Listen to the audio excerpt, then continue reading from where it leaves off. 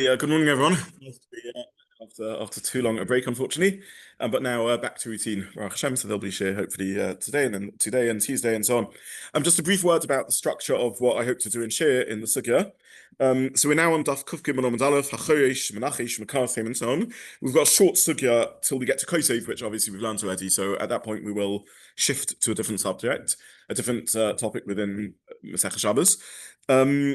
I really want to do two things. One is just learn the Mishnah and Gemara. So today will be a very pshat-based share of just trying to understand the various cases in the Gemara and understand the halachas.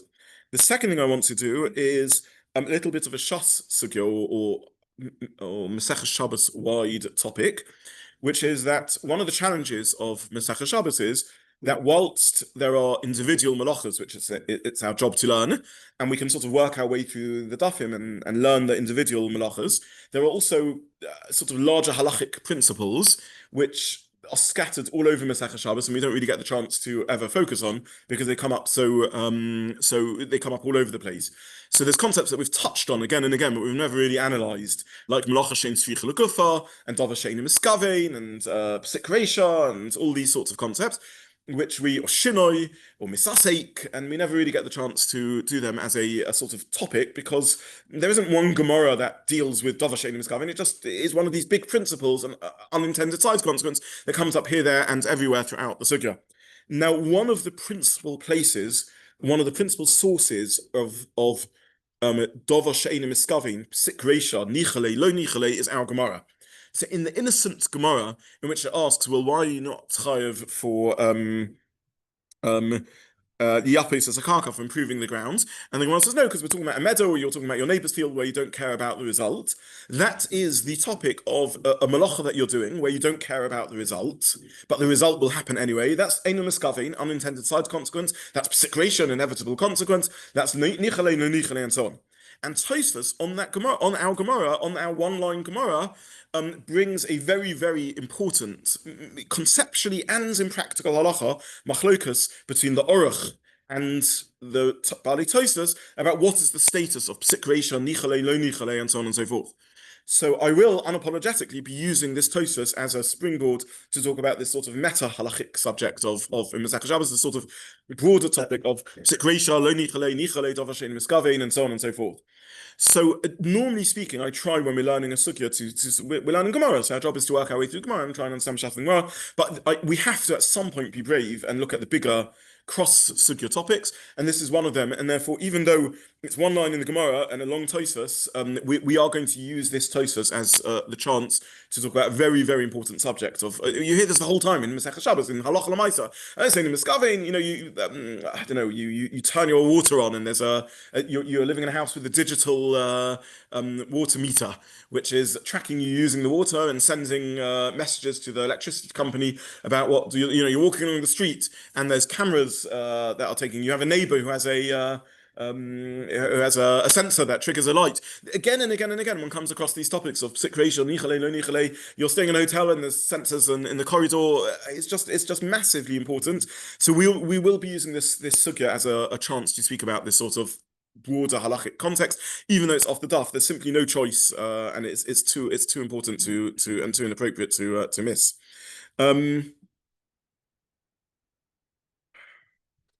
Okay. I think the link is wrong, but we'll just have to make that work. I'm also open to feedback because at some point, I hope in the next couple of weeks, we will be coming to an end. At the end of the day, this is a small sugya, and we have to make a decision to go further, whether people would like doing some of the bigger halachic topics. I do feel we've been a bit cowardly till now, but we've stuck to melachos, but there are other big cross Shabbos sugyas that we need to talk about. Probably the next candidate would be groma, indirect causation, which is really, really important. And then the third candidate would be misasek, which is again really important. If people are up for the challenge, I'm happy to do series on these, but it will be different to our regular learning. It won't be one page of Gemara that I'm giving you where we're just working our way through thing. There'll be lots and lots of sources, but that's the only way to learn these sugyas because they come up sort of all over the place You may have heard about grommer switches and people using wheelchairs on Shabbos that use grommer. Again, really, really important halacha l'maisa topics. So if people, I'd like a bit of feedback, but if people are up for that challenge, it will mean switching away for a little bit of time from a page of Gemara, but I think there's no choice. But there are pros and cons in it because it is moving away from a Surah Sadaf, it's sort of learning a daf of Gemara, so I'll be able to feedback that. Okay, enough introduction, let's get to learning. So we have a Mishnah, HaChoresh Kol Shehu. So contextualizing this, we had the Mishnah on the Amud previous, on Kuf Beis, Amud Beis, which told us that Boiner gave us the Shiurim of Melachot Boiner and so on, which was also Kol Shehu. And this is the sequence of Mishnahs over here. If we throw our minds back all the way to Daf Ein Gimel, the Gemara the Mishnah Kal Gadol listed all the Lamates Malachas, and there in the Malachas was Choresh and Zoreya and Bona and so on. And on the Gemara, on the next Amud, it began analyzing Choresh and Zoreya, and we've done that already. Why is the Gemara coming back to it here? Because our sugya is about Shiurim, really. It's not really about the Malachas. The definition of the Malachas go back to Ein Gimel, and I think in the handout sheets I did make a reference to Daf Ein Gimel. And that's why we speak about the Malachas of Zoreya and Choresh and everything else. I know not everyone was there when we done that, but that was that sugya of it. So, for example, Zomer, pruning, is a tolda of Zoreya and Noteya. So pruning looks like harvesting because you're breaking a branch off a tree, but what you're doing is encouraging and helping facilitate growth because a tree can't grow unless it's pruned, and therefore what you're really doing is generating growth, and therefore really it's a tolda of Zoreya and Noteya. That really is what the Gemara established on Ein Gimel, the Gemara that we learned earlier. That's not really our topic over here, but the Gemara has to revisit it somewhat over here when it's talking about Shiurim. So that's a reminder of the context of this. The second thing we mentioned is that Kol Shehu is a concept. We mentioned that Shiurim are, the Gemara says, and I think we learned it in Brachas actually, in case some Valchim, those who were there when we learned Brachas, that all Shiurim are Halacha Moshe Sinai. What does it mean when we say a Shiur is a Halacha Moshe Sinai, a measure is a Halacha Moshe Sinai? What we mean is there's something that by definition doesn't lend itself to human reason, you need a tradition for. What does it mean you need a tradition for? It's not that the concept of a shiur is incomprehensible or illogical, but that there's something arbitrary about the cutoff point. There isn't a logical point that human reason can generate to draw a cutoff point. So, for example, there's a halacha that you need a mechitza, a boundary for lots of halachas. You need boundaries for sukkahs, you need boundaries for Shabbos. I'm not comparing them, but both have a similarity. How high does that boundary need to be? Now, this is a analog concept, not a digital concept, meaning it's a spectrum. There's no smooth, obvious cutoff point of on-off. If you have a boundary of 5 tefachim, it's somewhat of a boundary. It's a low boundary. If you have a boundary of 25 tefachim, it's a taller boundary. Each extra bit of boundary just makes it boundary more. It does more boundarying.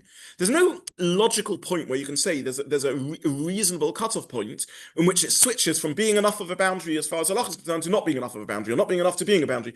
There's no conceptual point at which it switches. You just have to draw a line somewhere. Human reason can't tell us where to draw that line. What would be the logic? Why would 9 tefachim be a boundary and 11 tefachim not be? What would be the cutaway? It's just more and more and more.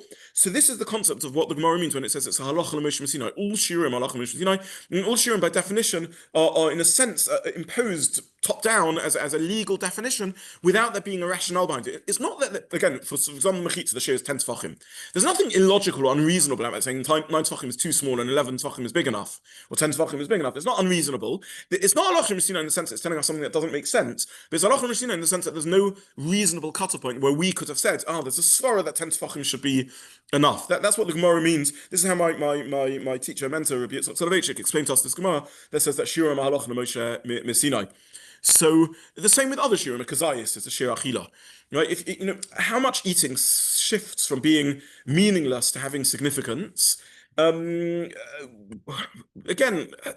more and more, you have to draw a cutoff point somewhere. Achila, the shiur of achila, is a kazayis, and so on and so forth with all the shiurim in the Torah.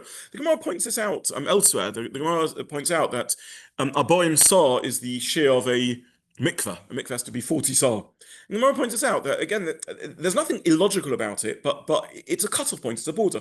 Aboim sar chosek kortov. If you're missing a kortov, a milliliter of 40 sar, the mikvah is possible, with all the dire consequences that follow.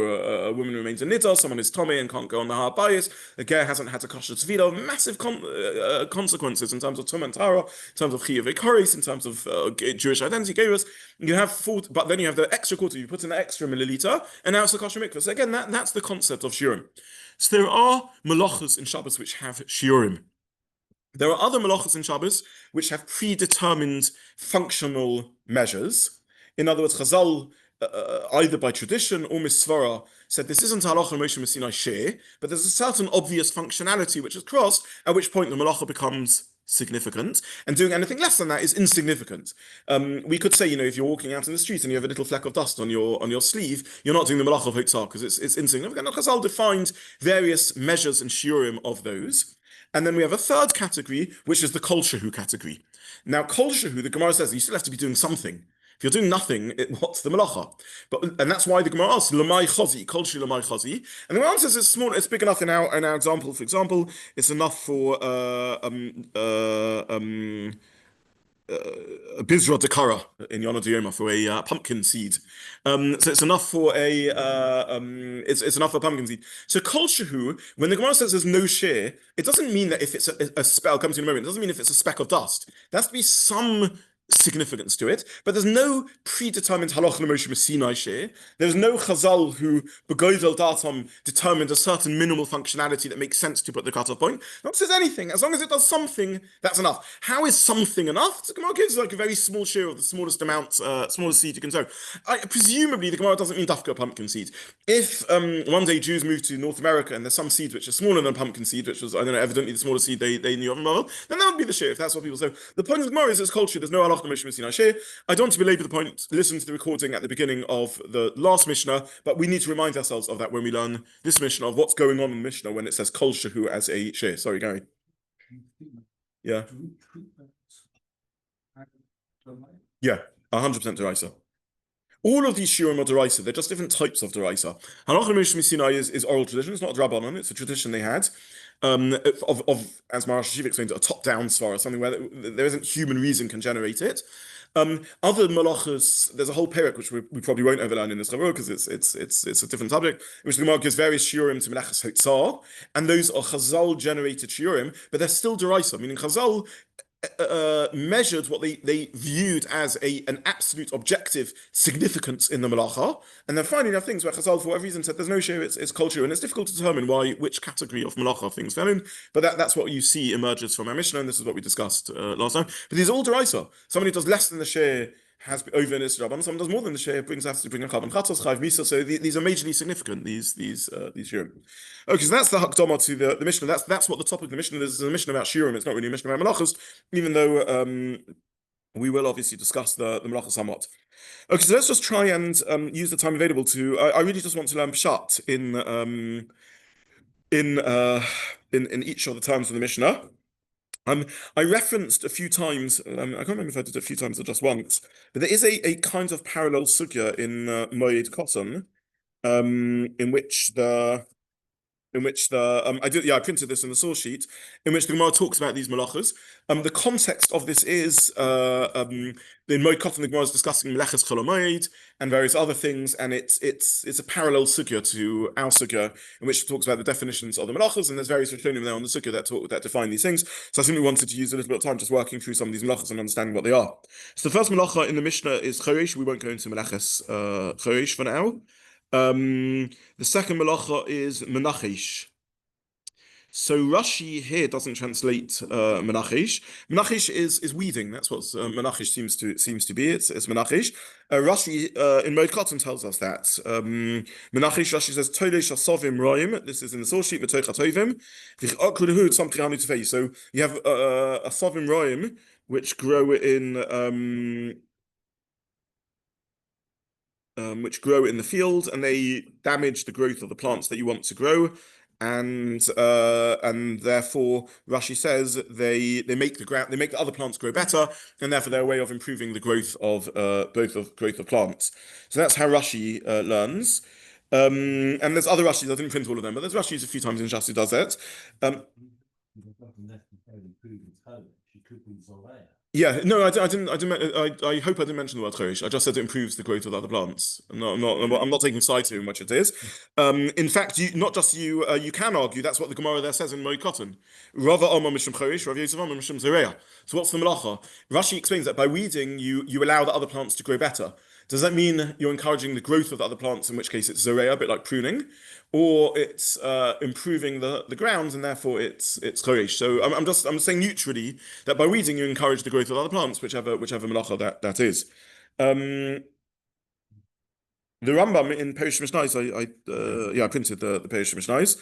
Um, the Rambam says it defines menachish differently. He says it's not weeding; it's chofer be'ikriyat semeach.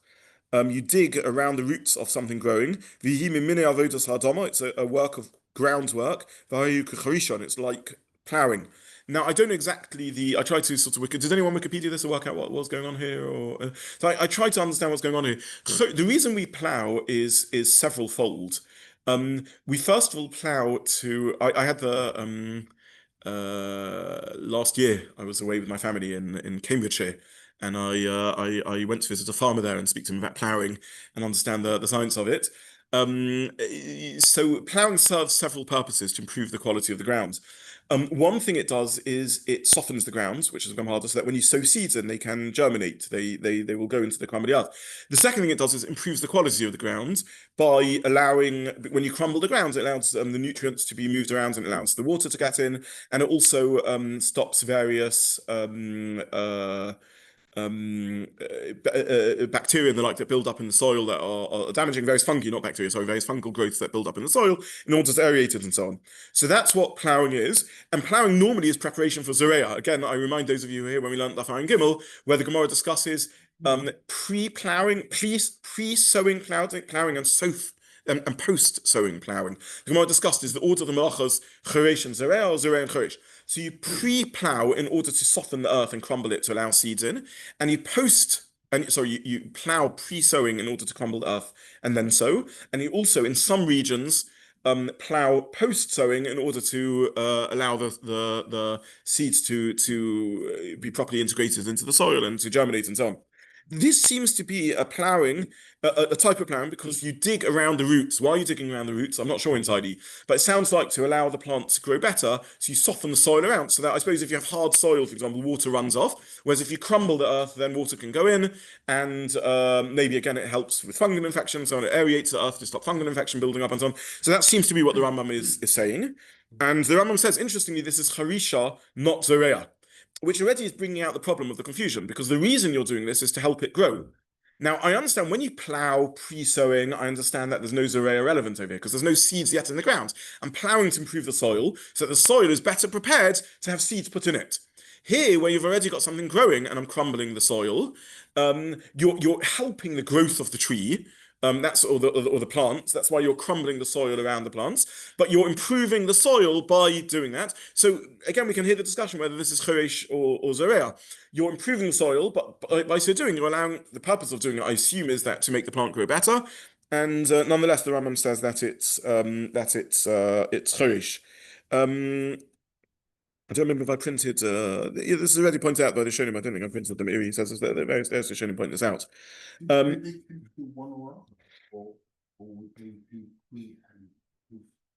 So the Gemara, the regular ploughing, that's the discussion of the Gemara in Ayin Gimel.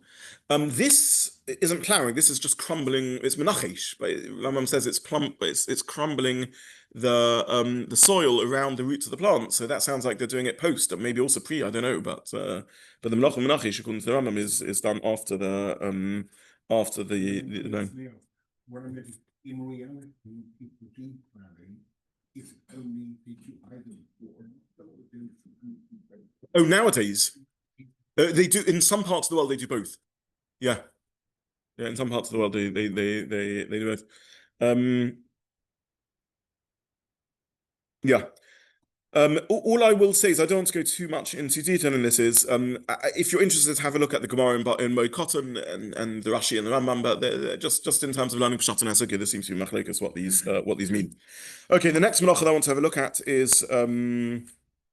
By the way, the Rambam says in Mishnah Torah, like he says in Perush Mishnayos, you look in source 2, HaChoresh kol shuchayv, HaMenachish be'ikrei elonos, V'makasim asavim will come to makasim in a few minutes. Mazarit asugim kedei yafis sakaka. How's that told of choresh? This is a told of choresh and mishiasa kol shu chayiv. So that's how he's translating the Mishnah. So halach l'maisa, the Rambam learns that menachish is that's how he quotes our Mishnah. He learns that menachish is a told of choresh because you're improving the soil. The next scenario in the Mishnah is choresh kol to menachish hamakaraseim. So what's makaraseim? So Rashi says, anofim yeveshim min ha'ilon l'taknoi. You cut off dry branches off the tree to improve it, to fix it. And then in Mazarid, Rashi says, Zerodim lachim chadoshim shashanozu, new growths of this year. And upa'amim she'merubim, they're too many. Machishim ha'ilon, they weaken the tree. Misyabesh, and it causes the tree to die. Menu. So I think for us non-agriculturists, both of those we'd call pruning. We think of both of those as pruning. But it seems that there's two types of pruning. There's pruning which is breaking off dry branches, which I guess weigh the tree down and don't bring fruit anyway into existence. And then there's pruning of overabundant wet branches, which is also Mazarid. So that's Makarsem and Mazarid. Now Rashi says Makarsem is Anofim Yeveshim. And Rashi in Moed Cotton, I hope I printed this. Maybe will not print this. Yes, I did in source 4. Rashi says Zimur is so our Mishnah has Makaraseim and Mazarid. Our Mishnah doesn't mention anything about Zimur, does it? No. Rashi in Moed Cotton says Zimur, which is pruning, is Machatich Anofim Yeveshim Shel Gefen. You cut off the dry branches of Gefen. Makaraseim is with Ilonus, with trees, in others not just with vines. And Mazarid is Machatich Anofim Yeveshim Velachim, Lefi sheyesh le'inon Anofim Yoseh Midai. So Rashi in Moed Cotton seems to say that Zimur and Makasim are the same, but there's just a different term used for vines and other trees. By the way, you find this in many areas. So the harvesting process of trees and wheat and olive all have different words in Lashon HaKodesh, even though for us non-agricultural people, we just call them all harvesting, because there's different ways of harvesting. So that's how Rashi learns. So Rashi says that Zimur is with vines, and Makarsem is with other trees. That's how Rashi seems to learn. But then Mazarid, he seems to say differently to us, because Mazarid, he says, is talking about a tree, and he seems to say that Mazarid is Lachim, and Makarsem is Yeveshim, whereas in Moed Cotton, he seems to say Yeveshim Velachim. So again, we'll come back to this in a few moments, but just pointing out, the Rambam in Perish Mishnayos, which I printed, says Makarsem is Ketea Yerokos, is cutting vegetable. So he says that there's herbs, shrubbery that grows out of the grounds, and you're cutting them off. So according to Rashi, which melachot would we reckon is, despite the contradiction in Rashi, which melachot would we say is Makarsem and Mazarid and Zomer? Which melachot would that be?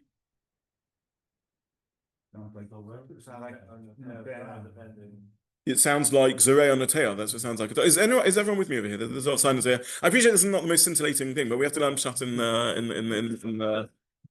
the Gemara. Yeah, is this okay? Yeah. So I think it's a told of Zorei. That's how Rashi would learn it. And according to Rambam, it sounds like you're weeding again. So it sounds like it's choresh again. These are different examples of choresh. That's what the Rambam seems to say. Again, have a look at the Rambam in Mishnah Torah where he seems to say this. The Rambam Mishnah Torah Halacha Aleph again. HaChoresh kol shu chayiv, hamenachish bikvei ilonis, v'makarsem asovim, mizarit esasrikim, kedei yafis zakakar, they're told as choresh, etc. So just to summarize so far what we've said, both with the melacha of menachish and with the melacha of makarsem and with the melacha of Mazarid, we seem to have a consistent machlokus between the Rambam and Rashi as to whether it's a tolda of Zoreah or a tolda of Choresh. Why would Rashi argue in the Rambam?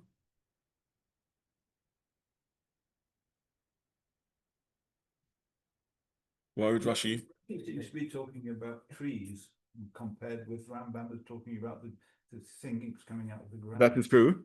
Well, why would Rashi argue on the Rambam? Why would Rashi say? Why would Rambam, sorry, argue on Rashi? Why would the Rambam say told of HaChoresh? Without taking sides, we don't take sides in Rishonim. But which pshat do you prefer? Which one seems easier? Rashi, why? Because you like Rashi.